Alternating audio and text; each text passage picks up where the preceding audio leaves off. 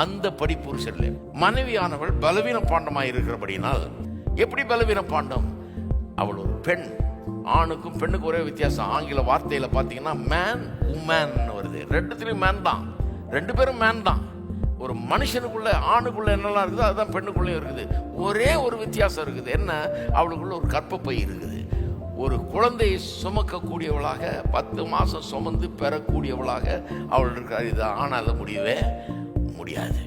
இது ஒரு பிரத்யேகமான வித்தியாசமான ஒரு இது அவளுக்கு கொடுக்கப்பட்டிருக்கிறது. அப்படிப்பட்ட ஒரு நேச்சரை கடவுள் கொடுத்திருக்கிறார். மென்மையான சுவாபத்தை கொடுத்திருக்கிறார். அதனாலதான் மேன் என்றோம், ஆன பெண்ணை உமன்றோம். மேனுக்கு முன்னால WO ரெண்டு லெட்டரை சேர்க்கிறோம். அந்த WO அர்த்தம் எங்கிருந்து வந்தது? அது womb, கற்பப்பை, அதுலேருந்து வருது.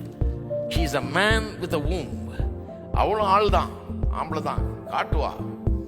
ரொம்ப வெறுப்பேத்தினா அந்த ஆம்பளையினுடைய அத்தனை வீரம் அவளுக்குள்ளே இருக்குன்றத காட்டுவா. அதை மறந்துடக்கூடாது. ஏய்க்க முடியாது பாருங்க. அவளுக்குள்ள எல்லா வீரமும் இருக்குது.